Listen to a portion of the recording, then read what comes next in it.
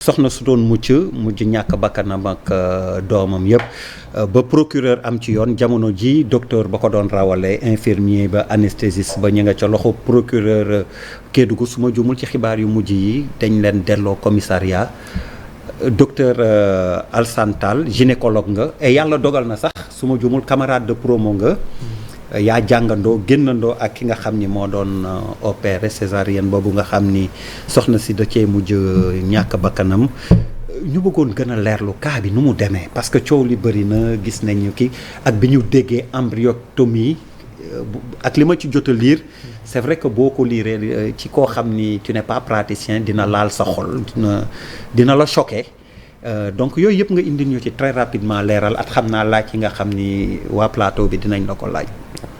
donc merci beaucoup Der di jaajëfal sa invitation encore une fois di nuyu également les téléspectateurs yi ñu seetaan jusqu'à cette heure là quand même je pense que c'est parce que l'émission est très intéressante donc je commencerai à l'entame de mes propos par présenter mes condoléances à la famille éplorée particulièrement au mari qui en même temps a perdu une épouse et un enfant je pense que douleur bu xaw a métti la mais également masawu suñu collègue yi nekk foofu au niveau de Kédougou te actuellement ñu garde leen en vue je pense que ñun ñëpp praticiens surtout dans le domaine de la gynécologie obstétrique on est autant choqués ou bien autant meurtris quand nous perdons une patiente surtout quand elle était en train de donner la vie. wolof donc waaw surtout bu fekkee ne dafa newoon da leen di metti tiis di tiis lool ñu suñu bopp bu fekkee ne am jigéen bu ñëw di imbi ñàkkaale ci bakkanam mu nekk nag ay circonstances yoo xam ne ñu xaw a douloureuse la ñu gis ci également une certaine précipitation bu ñu gis peut-être que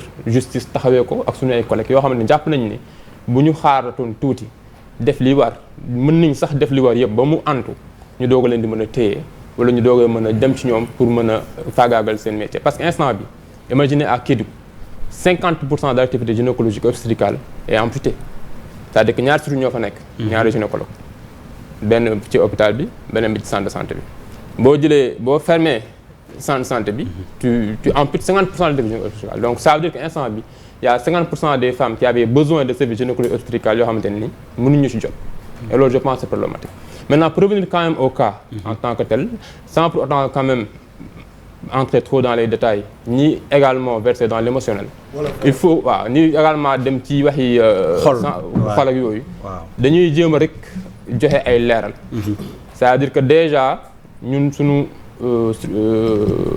wér-gu-yaram dafa am nu mu tëddee li ñuy wax pyramide sanitaire dafa am niveau bu nekk ak li nga war a def donc femme bi foofu mu décédé mën naa ni fa la war a décédé c'est important que ñu noté ko parce que kii jàng bac plus 14 da loolu moo ko may légitimité mu mën am nit bu faatu ci kanamam yow malal tey boo demoon romb nit bu faatu ci télé bi doo ko jël da ngay woo sapeur wala nga xam ba médecin ñëw constater décès bi parce que tu n'as pas la légitimité donc kooku nga xamante ni moom son rôle mooy sauver des vies dafa am légitimité wu am ku mën a dee ci loxoom donc mu nekk dañ à chaque fois que nit dee ci loxo kër docteur rek dañuy dem directement ci praticien bi ñu ko ceextee jugal kaso di doog a def enquête nag parce que gis nañ ko à plusieurs reprises en fait loolu problème bi dangay gis ñuy jàpp tëj leen pendant longtemps déféré leen ñu nekk fa 3 semaines 1 mois après bu ñu génnee ñu ni non finalement toppee wuñu leen dara mais loolu c'est traumatisant pour le personnel de santé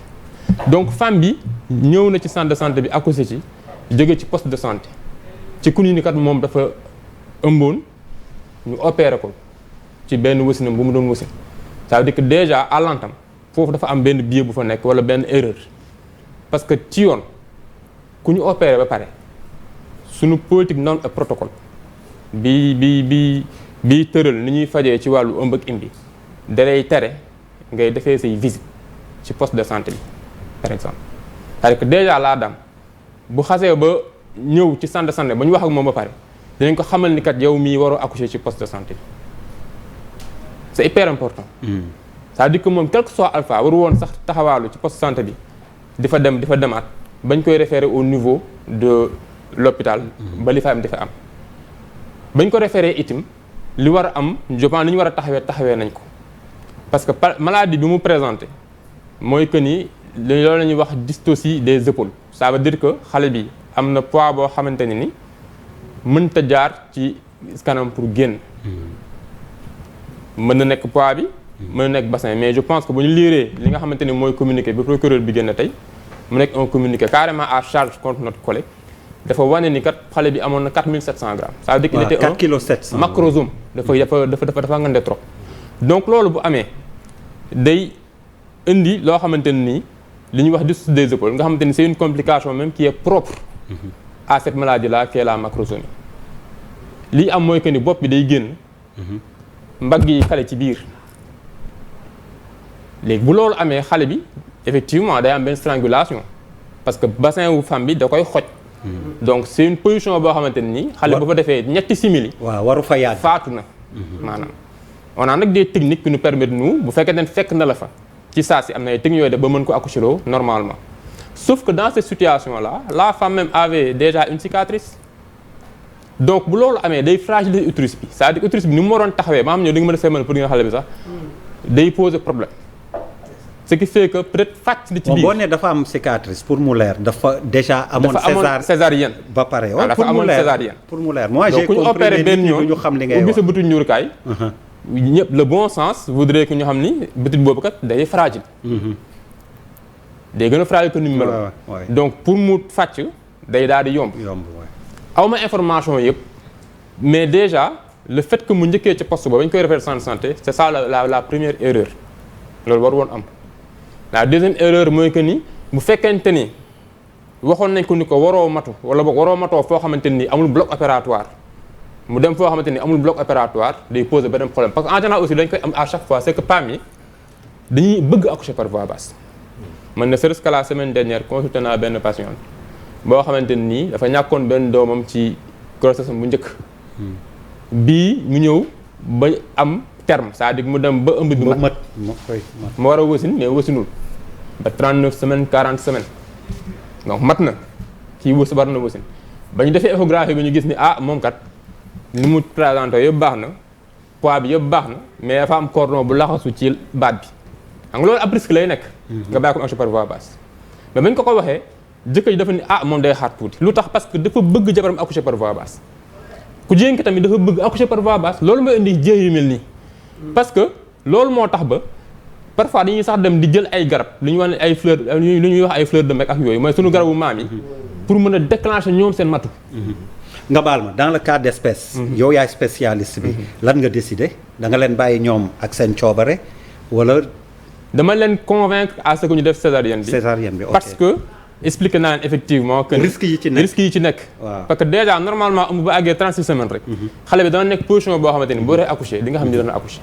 dina wax boobu bi dana wàcc biir bi dana commencer di metti di sedd déjà mu nekk ci condition yoo xamante ni accouchement bi dina mën am normalement mais boo ñëwee ba 40 semaines. présentation bi nekk ca kaw c'est-à-dire que xale bi wàccul. li ñu naan xale bi wàccul. nga def écho yàlla may ñu peut-être xarañ boobu ba ñu mën gis ni kat am na cordon bu laxasu ci baatu xale bi. boo ko expliqué ni ko lii kat bu génnee. bu fekkente ni cordon dafa gàtt dana ko xoj. et cetera et cetera bu fekkente ni nit na dana xam ni kat kii lu mu wax dëgg la.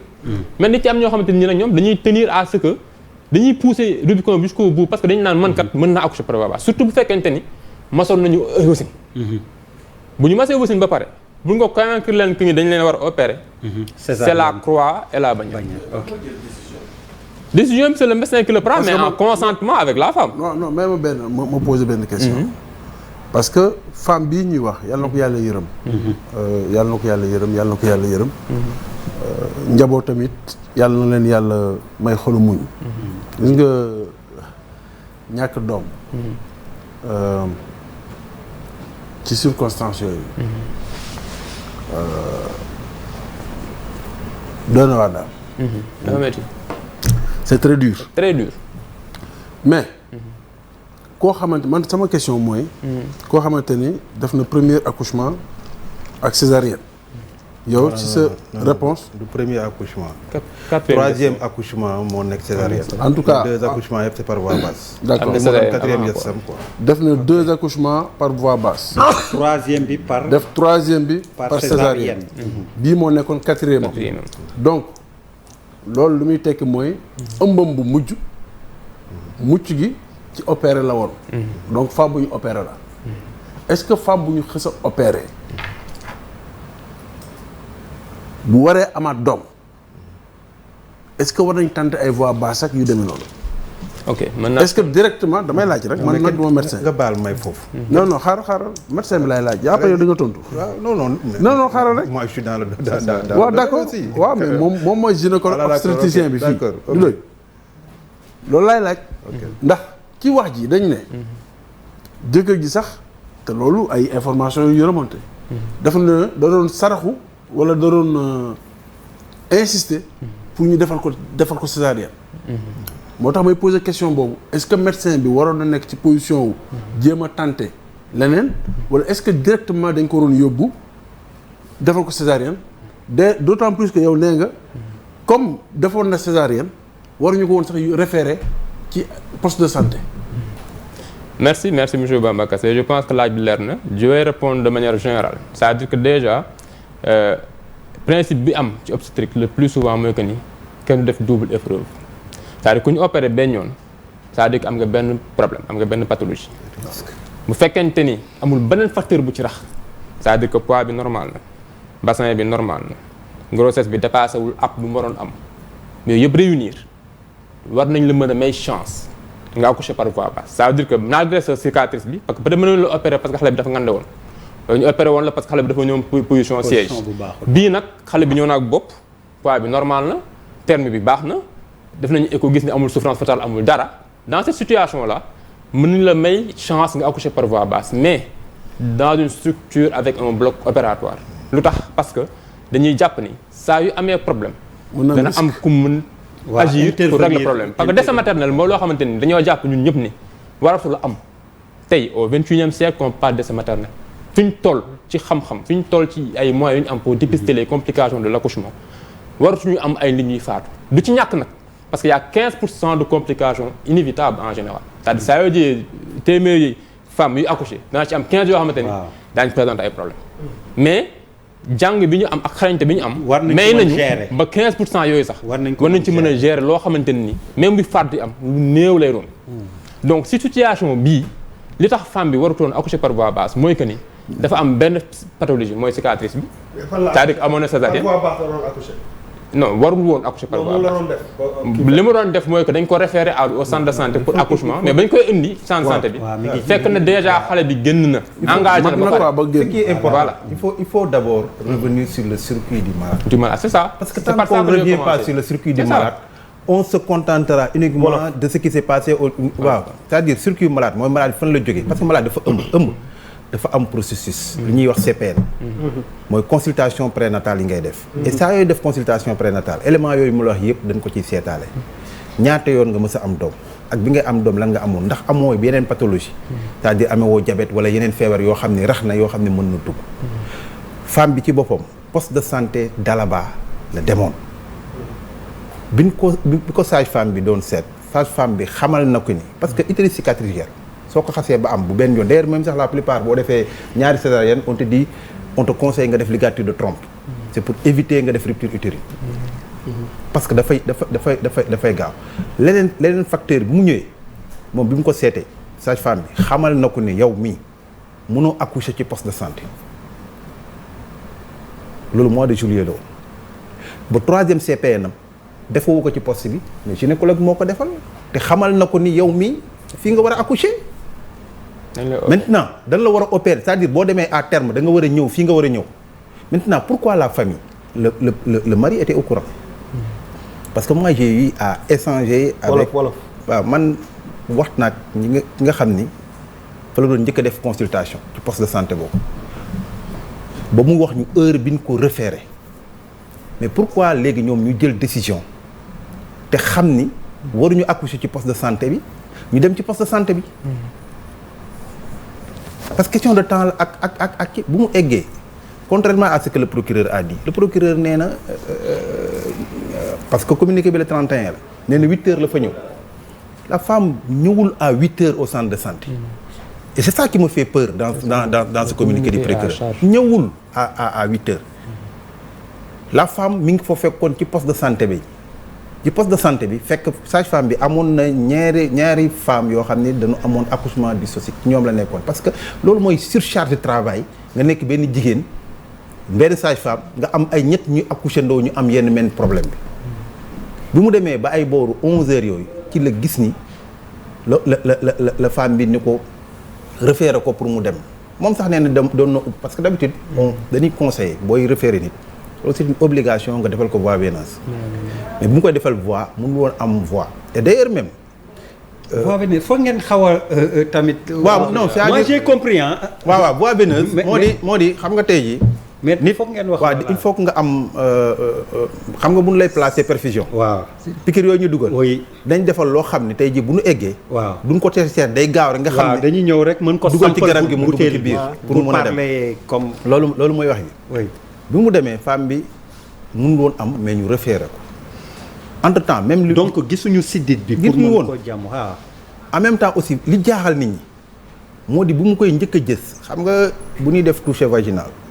nga baal ma ci terme bi xam nga dafay dañuy wax ay 2 doigts ak yooyu mais diggante foofu muy am 2 doigts ak diggante bu muy am 9 centimètres ça a été très rapide et loolu accélération contraction rek moom mooy créer yenn dilatation yu gaaw yi mooy xam nga par exemple saa yi jigéen foofu dans les villages là comme ni muy wax rek da ngay bëgg accouchement par voie basse am na waxuma ni dafa naan dara de mais ki ko yoroon foofu c'est poser la question diggante boobu lan moo fa accéléré affaire ba dilatation bi xaw a gaawee noonu question la bu ñuy poser aussi leneen li man gis naa dans le communiqué du procureur le 31 la ko def y'avait pas amul woon rapport d'autopsie autopsie moo mën a déterminer ci yenn circonstances la am na yuñ ci raconté yoo xam ni ku nekkul bul bloc mënoo ko amul kenn ku ñuy opérer man de mosuma koo gis sa accouchement nag am na par yenn saa yi dans certains pays européens ñu ne la jëkkër ji day taxaw ci wet bi mais accouchement par voie basse la ak naturel mais bloc opératoire ñu ne la jëkkër ji taxaw na ñuy waxanteeg moom man de je suis sceptique par rapport à. si loolu am na. waaw mën na nekk mais fii ñun man de dama lay wax fii Sénégal nit ñi nga xam ni dañuy bu ñu génnee dañuy nettali li ñuy gis koo xam ne mosul dugg santé man de du ma ko may suma malade man fu may consulter man fu ma amoo service de médecine physique su may teg ak malade am na ñoo xam ne nag mën naa indi accompagnant mais du ma ko permettre keneen. parce que nit ki la muy génn di nettali du ko comprendre. loolu moo indi loolu nangu naa ko d'accord naa loolu laa la bëgg a wax. parce que c'est des actes médicaux. exactement man du ma gis loolu. loolu laa la bëgg a wax man xaw ma daal maintenant. processus mais am na quand même. processus bi ñëw maintenant diggante li ñuy wax toog ci biir kii bi parce que producteur bu muy def communiqué bi waxul homicide involontaire. am par exemple nit dina dawal oto sax mbëkk nit mu faatu alors que jël woon intention mu rey. mais dans ce truc là homicide volontaire la wax. volontaire sur l'enfant involontaire sur l'enfant. volontaire c'est très grave. ah mais charge la rek. non. xam nga mais le procureur il a fait un communiqué en charge. est-ce que vous pensez que quelqu'un c'est pas le procureur mooy attention. waaw dama la ak loo mënti chargé da ngay xool ni ce gynécologue là def na 300 césariennes. ñett téeméer. benn échec gu ci. yàlla defal ko sutura. te lan moo indi situation bi nekk parce que comme li mu la expliqué sànq bopp génn na. yaram bi génnul. or question de temps la yow bu ñu la xojoon fii quelques minutes da ngay étouffer. c'est une course contre la montre. lan nga mën a def manœuvrer nga mën a def. ça veut dire que dans ci intention moom da doon tenter pour sauver nit. mais booy sauver ñaar ngay sauver. da ngay jéem a sauver yaay ji. da ngay jéem a sauver xale bi. ci loolu la nekkoon. donc intention moo doon sauver yaay ji ak sauver xale bi. moo tax mu doon def manœuvre mais nit ki day jéem. yàlla mooy def nga mën nga réussir. loo yaakaar ni mën na sauver doomu aadama rek nga sauver nit am na accident de la circulation nous on a beaucoup de problèmes ki xam na ci problème compression problème médulaire yi am. parce que nit day accident moo tax ñu ne nit boo ko fekkee mu accident boo du secouriste. bu ko xëcc. parce que mën nga def rupture. médulaire. boo ko defee rek nit ki mënoo ko opérer sax ba mu doxati jeex na tàkk.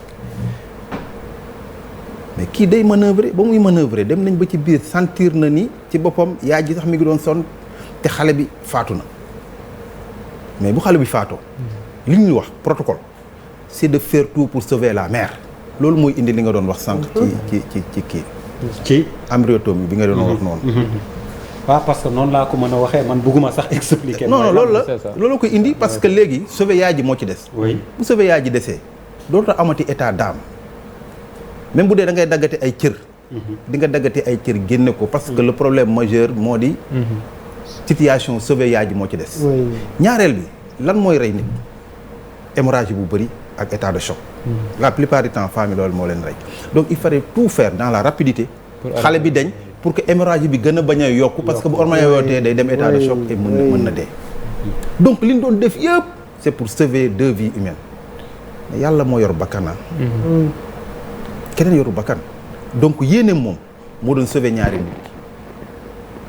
protocole nag bu loolu balaa nga koy def on dit que di nga waxanteeg parent bi mais gisee parents yi di nga toll foo xam ne dans des circonstances mënoo fa dem ñu lay bindal ay kayit ay engagement parce que yaa ngi nekk ci biir bugg a sauver ay doomu aadama. peut-être mën nga wax ni parents yi sax ci ñun dans notre tradition sax doo fa nekk parce que nga naan le temps que may dem di waxanteeg parent bi musiba mën na ci am. Grand Cheikh, man j'ai pas tous les éléments du dossier hein. Oui. Mais je reste persuadé que tel que je connais l'ONS, qui est d'une rigueur scientifique avérée et d'une probité boo xamante ni c'est sans commune mesure. gëm naa ne toutes ces dispositions là sax. dana ko jël te dana consigner à bon escient ci dossier bi. donc dinañ ko non. c'est-à-dire que li xaw a indi lii yëpp rek mooy.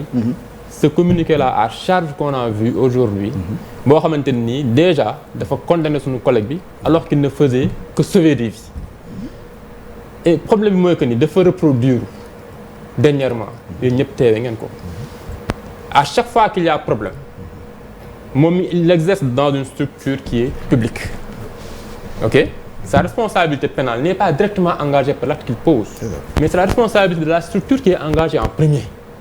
Pourquoi à chaque fois que nit praticien nekk def loo xam ne liggéeyam la bu ci amee bémol ci saa si rek moom la ñuy jàpp dugal ci kaso bi comme benn sàcc bi ñu jàpp ci mbedd mi quoi.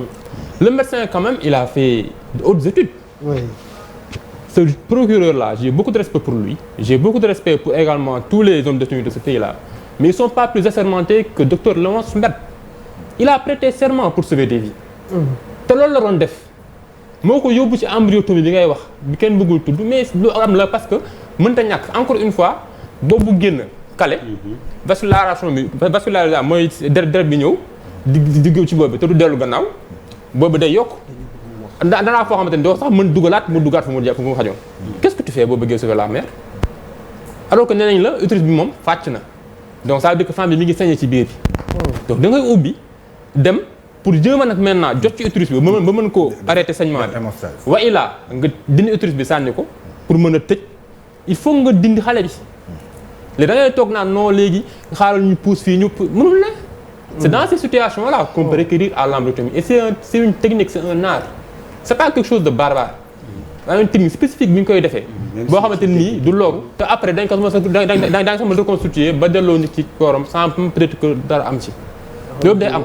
Embryotomie en fait sax au début c'était li gën a fréquent li ñu koy def sax mooy xale yi faatu ba yàgg seen biiru yaay par exemple. ñu naan rétention d'œuf mort. yenn saa am ku ci ñëw koo xamante ni col bi dafay tëju du mën a génn pour éviter opérer ko ak tout ce qu'il y a comme risque infectieux et cetera et cetera ñu ni comme xale bi moom yàq na ba pare nañ ko jéem a génne nànk donc boobaa looy def da ngay jël tëñaat ak vis comme ñëpp loo jot nga dagg génne ba xale bi set. Je sais pas que vous avez une fois vu une fracture du fémur par exemple bu ñuy traité gis ngeen pont yi ñuy daaj ci poche nit ñi mu toll ku la dugaloon bloc nga gis pont bi waaye ñi ma ko lii da ko dóor ci yaxu nit ki da nga naan non mais kii il est barbare mais ce qu'on fait tous les jours pour soigner les fractures des fémurs donc en fait c'est un art c'est quelque chose boo xam ne nit ki il a pu avoir cette légitimité là au bout d'efforts intenses d'études pendant 14 ans donc war nañ ko mën a jox cër boo xamante ne nii waruñu ko mën jàpp à partir de ça pour yóbbu ko directement comme ça au ñuf quoi et encore une fois privé à moitié des besoins exprimés en soins gynéco-obstétricaux de toute une région ça même le bon sens pour man dafa waroon a may nit ñi que ni kat Léon si ak ibam nañ leen bàyyi ñu continuer essai il en a fait 300 il en fera 300 autres sans problème nañ ko bàyyi mu continuer opérer femme yi mën a wér femme yi mën am jàmm ak salaam ñu def suñu enquête def suñu autopsie mais Léon daw il est là mënul daw mënul réer jarul sax bracelet c'est un médecin gynécologue obstétricien fu mu jëm pourquoi on le prend et puis on le met au ñuf ba pare doole léegi daw di defi enquête pour man même garde à vue bi dafa excessive ça aurait été peut-être pour la sécurité de Léon ma comprendre c'était sous la menace de la vindicte populaire wala yooyu d'accord j'aurais compris on l'aurait fait pour le protéger mais téye ko ah c'est possible j'ai pas tous les éléments moo tax xam nga pour man c'est vrai ku nekk mën nga défendre sa profession. ku nekk mën nga défendre sa corporation. ku nekk également dans la limite. de fi la sa xam-xam yemloo. mais dafa am ay éléments yoo xamante ne tamit buñ ko amul mënuñu apprécier. mën nañ apprécier un communiqué. parce que procureur bu tax xam nga procureur yi nekk ci Sénégal. du chaque jour ñu def communiqué. sur 150 000 dossiers il ne communique que sur peut-être 3, 4, 5. Posons-nous la question lu tax procureur bi obligé def communiqué. mais sur quelle base? Parce que justement waaw attends rek. c'est que man je ne suis pas l'avocat du procureur mais dañuy expliquer quand même Sénégal lu tax loolu di am. loolu di am parfaitement. souvent procureur buy def communiqué. c'est parce que affaire bi ci gox ba mu am na fa ampleur boo xamante ne ak clameur boo xamante ne moom il faut que mu leeral. du tax ma jàpp diw. du tax ma te yendi ko. du tax ma def ko garde à vue. mais c'est que li problématique. xaaral ma mais clameur boobu Bamba ñi ko indi yéen ci ngeen bokk yéen. waaw mais Seck. waaw. journalistes yi ñoom ils ont beau dos. xam nga journaliste dinaa la expliquer pourquoi. journaliste bi bind. waaw. joxe ay information ne Kédougou am na benn soxna bu fa faatu ak doomam. fekkewul accouchement bi. parfaitement. mais na génne ni mu ko waxee. non déglu ma rek Seck. allez-y. journaliste bi fekkewul accouchement bi. ki ko jox information. moo ko jox ay information kan la est-ce que jëkkëru ndaw si la est-ce que ku nekkoon ci biir la. est-ce que kenn la koo xamante et cetera. mënuloo attaquer journaliste bi donc même ma resté ci li ma doon wax par rapport au procureur. Sénégal dañuy chargé ñun aussi suñu procureur bi. procureur bi nit la. parfaitement. dafa am yoon ak rôle bu mu am ci société bi. mën na am ay risques de trouble. lan moo la wax ni. bu ñu jàppul woon wala bu ñu leen teewul woon déjà. man syndicaliste la je suis journaliste syndicaliste. mënuma comprendre dans un premier temps koo xamante ne ci liggéeyam la rek ñu ñëw jàpp. solidarité syndicale d'abord. mais aussi il faut aussi ñu xam ni. ñun ni ñu nekkul au-dessus de la loi. médecin bi aussi nekkul au-dessus de la loi. il fait un travail risqué te am na ay risques ñaari bakkan faatu nañ. bàyyu gone gi di jëkkëru ndaw si ak i mbokkam kam moo la wax bu ñu jàppul woon wala ubbi ñu ngeen enquête tey ñii. ku wax bu ñu tase moom si mbedd mi duñ ko rey. wala ñu faat ko parce que encore une fois sànq bi may wax j'ai parlé un peu avec émotion au début. dafa métti nit ku ñàkk doon. c'est très très difficile. tu deviens même fou. ci benn instant. ñun ñu koy teewee ñoo ko mën a comprendre donc pour le moment aussi. Sénégal il faut ñu dindi dara ci seen bopp. procureur du juge. ça aussi il faut que mu leer. parce que souvent dañuy gis attaque Sénégal ñuy attaqué procureur yi. waaye procureur bi moo ko tëj. procureur. dafay jël def ay éléments enquête am li ko enquête am may. ci loolu lay sukkandiku. pour ne day poser tel acte de procédure ak tel acte de procédure. mais ca cappaandaw ga. juge mooy décider. parfaitement. maintenant la question qu'on se pose mooy. tey xam nga kii médecin la. obstétricien la. li nga wax moi je suis très sensible muy nekk ci dëkk boo xamante ne ñoom ñaar dong nañ fa. bu ñu koy jëlee kenn ki nëbb ko dañ jant bi ça veut dire que kenn ki bu doon war a am juróomi nit dina am téeméeri nit. loolu dëgg la. léegi ñu poser question autrement. pour ne pas être dans l'émotion. nit ki jógee këram. taal otoom. nekk médecin di dem liggéey mbëkk benn xale mu faatu. dañ koy jàppandiku wala dañ koy naan non grave. c'est des questions qu'il faut se poser. Au-delà maintenant de. Ça c'est pas le médecin. C'est pas le médecin qui a fait l'accident, c'est le citoyen, c'est le Sénégalais. Médecin bi dem non ça c'est le Sénégalais. Comparaison n'est pas raison. Non, c'est pas la même situation là, c'est pas la même situation. Qui c'est la personne lambda. C'est dans l'exercice de ses fonctions. Voilà. Mais léegi. Bien sûr que comparaison n'est pas raison. dama ne nit ki nga xamante ne da doon dem. yàlla natt ko. mu mbëkk nit faat ko. ak lu mu doon ku mënti doon. mën na nekk pilote avion bu doon waaj dem pour tukki. mën na nekk nangam ak nangam. est-ce que loi bi dafa distinguer. ne kii médecin la. bu ñu koy poursuivre dañoo war a xool nangam ak nangam. wala loi bi dafa rek ne. ku faat nit wa koo mënti doon ak noo ko mënti demee. lii la loi bi tegagum sa kaw en attendant muy gën a leer. c'est ça loolu laa bëgg wax foofu. donc on va lui demander s'il est donc pénalement responsable. encore que sànq dégg naa ko mu ne la structure ne peut pas être pénalement responsable. non mais déjà Cheikh Seck dit qu'il n'est pas pénalement non il peut pas dama lay wax en matière dama dans toutes les juridictions docteur laa sànq dafa ne Sénégal seetlu nañ ni yu mel ni bu amee très souvent dañuy dem jàpp personne bi nit ki oui mais kenn structure bi mënul nekk pénalement responsable la structure ne peut être que civilement responsable. si en fait ça c'est loolu aussi il faut ñu préciser ko je suis pas spécialiste du droit je vais revenir pour un peu leeral li ngay wax c'est-à-dire que li ngay wax amul luñ ci naatable encore une fois médecin bi bëgg doomu aadama ci tali bi ñaan ñu ko yàlla c'est un citoyen c'est une personne lambda mais bokkul ak ki nekk dans le théâtre des opérations sol blouse am di faj ba ndogal fekk ko fa sauver des vies c'est ça même médecin bi mbëkk doomu aadama mu faatu bu ñu demee ba tribunal wala bu ñu demee garde à vue et cetera ñu gis ni kat y a tout un département qui a besoin de lui tu penses pas que dans l'objectivité même ak ni ñuy juger ak le jurisprudence li muy wax du ñu xool lu ñuy mën a gaawantoo ba moom kat bien que tey juum na faat nit am na peut-être 100 autres vies yu mu war a sauver suba. moo tax suñu loi moo tax procureur suñu dëkk. loi jox ko lu ñuy wax opportunité des poursuites. allez Charles Faye à toi Charles. procureur bi mënoon na. procureur suñu réew. Charles tu as la dafa am capacité yu mel noonu bu amee. moom mu dawal aussi libre arbitre. c'est ça jël une décision mais ba léegi. xamuloo dossier bi xawma dossier bi. kenn xamul dossier bi. nañu bàyyi je pense affaire bi xaw a émotion bi wàcc. ok Bamba bu leerul. allez Charles dinañ ko bàyyi. et Charles j'espère moi je prie même pour que ñu bàyyi ko. parce que kii faat na ba pare. te moom ala kulli xaal mën na sauver yeneen nit. parfaitement Charles tu as la parole. waaw Der affaire bi dafa metti. metti si man parce que c'est après que j'ai appris lu bëri quoi.